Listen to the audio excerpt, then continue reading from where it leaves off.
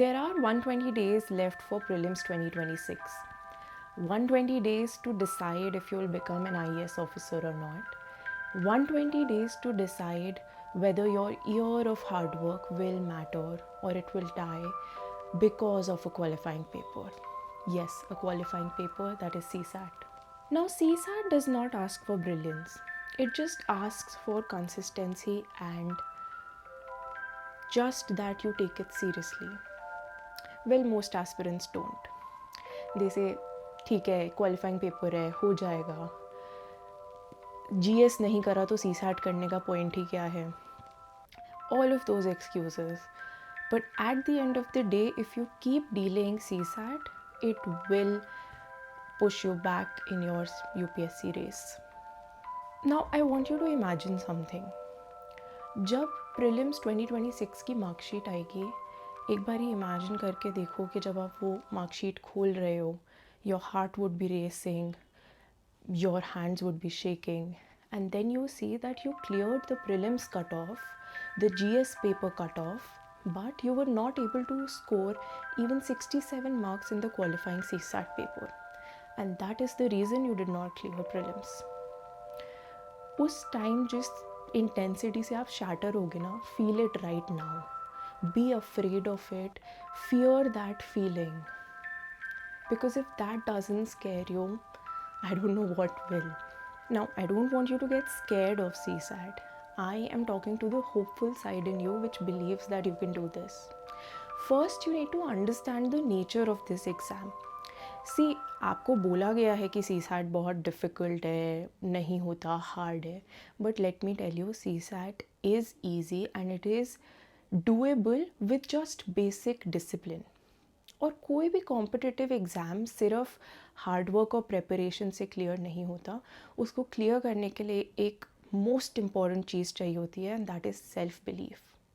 Because it is that belief जिसकी वजह से आप नेक्स्ट मॉर्निंग उठ के वापस ट्राई करोगे चीज़ें.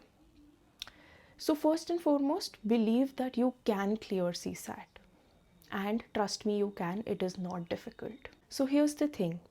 120 days are enough to clear CSAT if you are disciplined and you are working towards it, you are building your skills. So in this video, I will share with you a 120-day CSAT strategy that you can use to clear 2026 attempt. Now, first and foremost, with respect to CSAT, हमें ये जानना बहुत ज़रूरी है कि हम कहाँ stand कर रहे हैं. तो आपका फर्स्ट स्टेप होना चाहिए, एक पास्ट ईयर पेपर उठाओ, लेट्स से 2025 या 2024, उसको टाइम्ड मैनर में एक एग्ज़ाम इन्वायरमेंट अपने आसपास क्रिएट करके 2 घंटे बैठ के प्रॉपरली उस CSAT पेपर को आप अटेम्प्ट करो. Why? Because this will help you जज कि आप कहाँ स्टैंड कर रहे हो, क्या आपके स्ट्रेंथ्स हैं और क्या आपके वीकनेसेस हैं. Whether you are good at math, whether you are good at reasoning और you are good at comprehensions.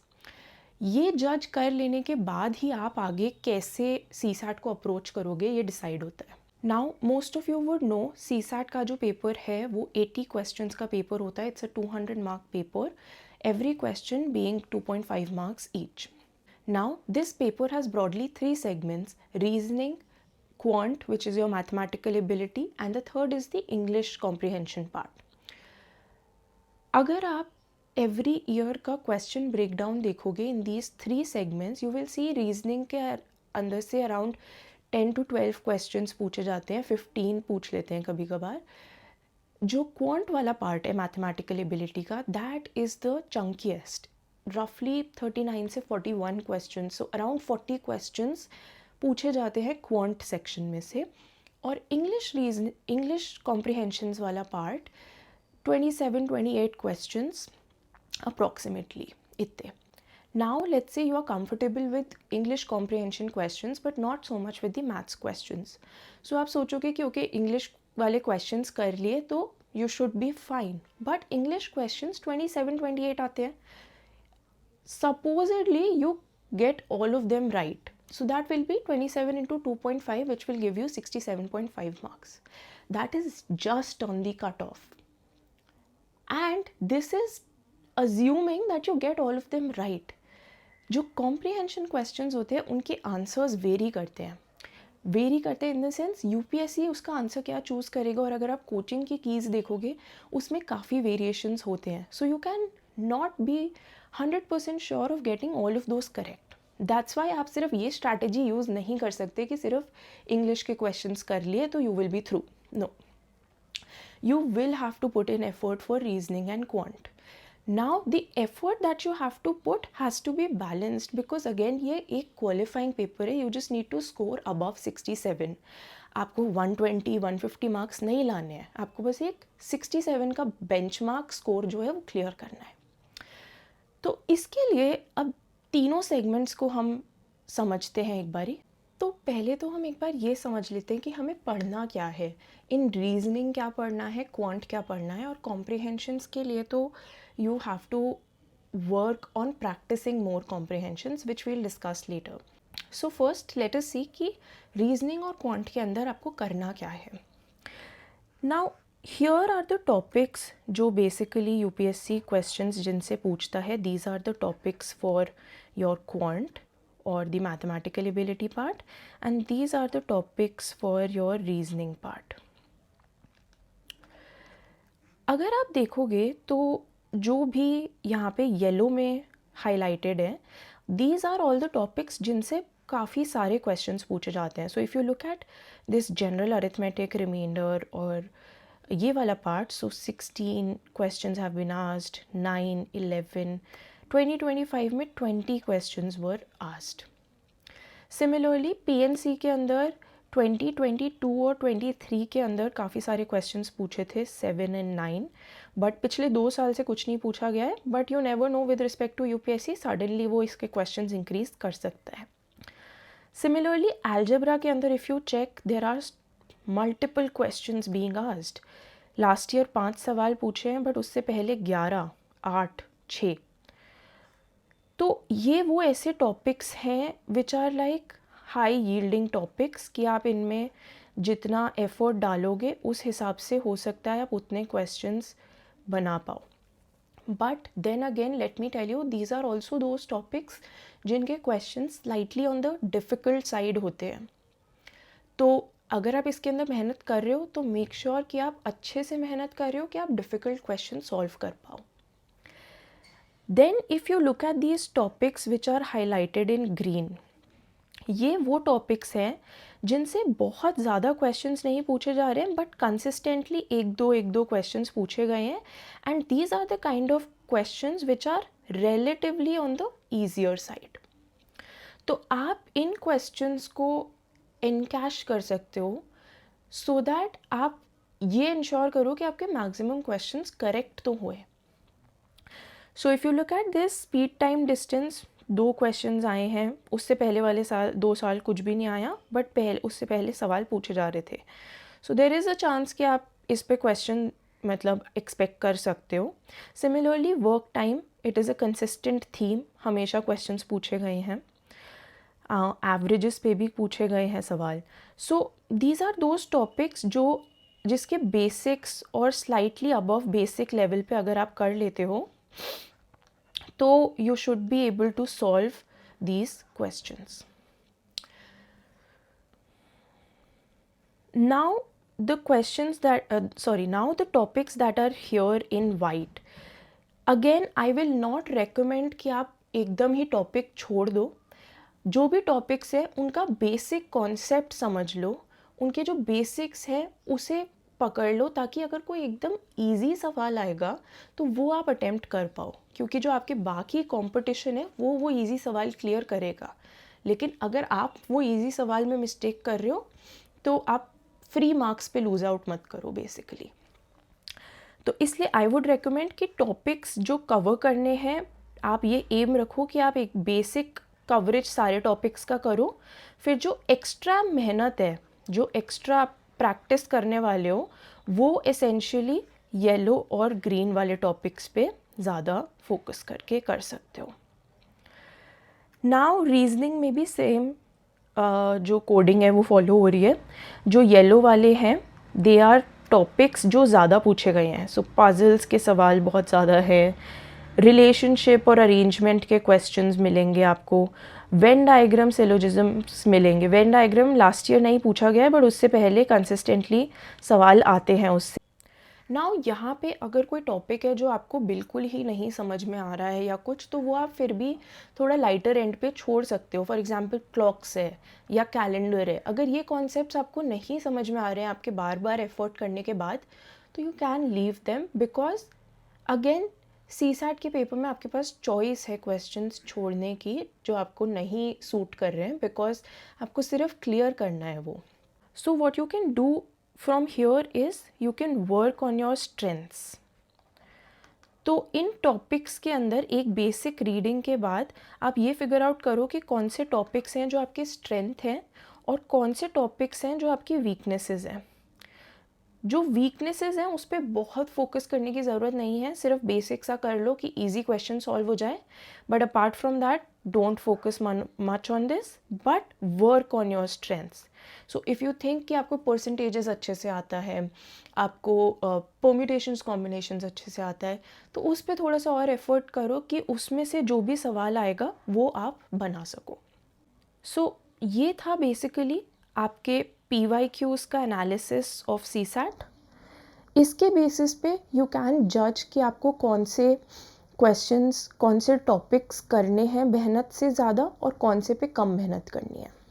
Now obviously the next question is कि इसको करना कैसे है।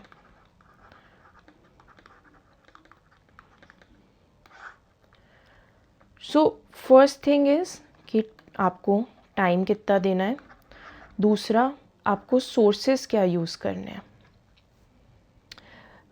टाइम आई वुड रेकमेंड कि आप डेली प्रिपेयर कर रहे हो CSAT, but this also depends on कि आप किस लेवल पे हो CSAT के।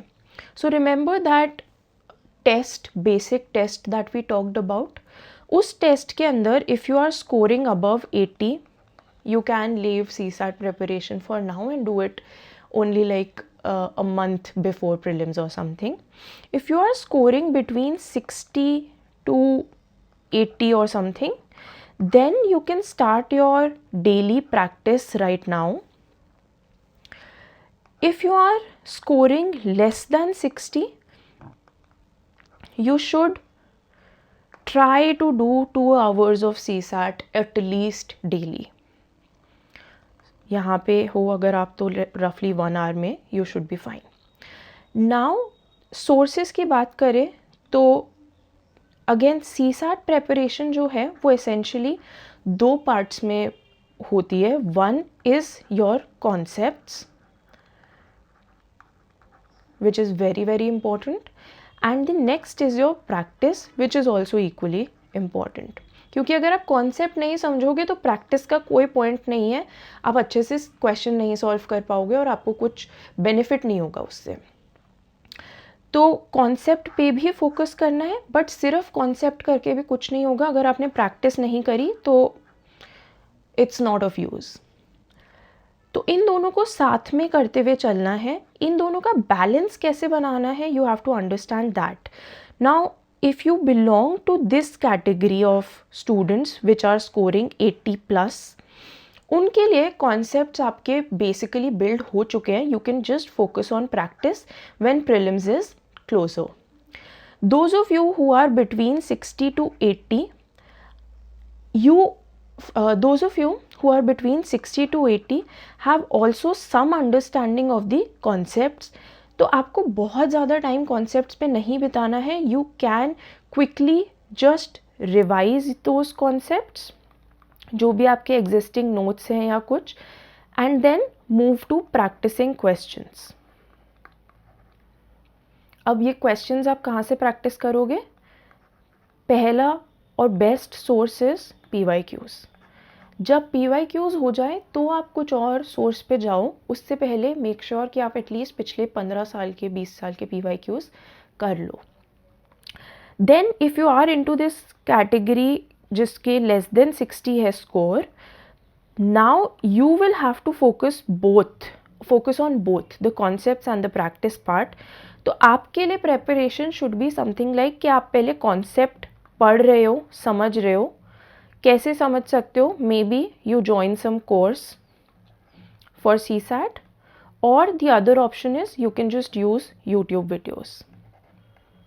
So कुछ नहीं करना, just let's say you are studying percentages, type percentages UPSC in YouTube, और UPSC नहीं भी लिखोगे तो भी कोई भी percentages का वीडियो जो आपको पसंद आए वो देख लो and you will be done.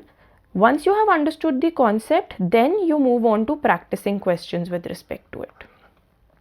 तो उसके बाद आप questions practice करो, and you have to put in a lot of effort in practicing questions because you have to get above this 67 वाला score. So give it enough time, do it daily, and वो हो जाएगा.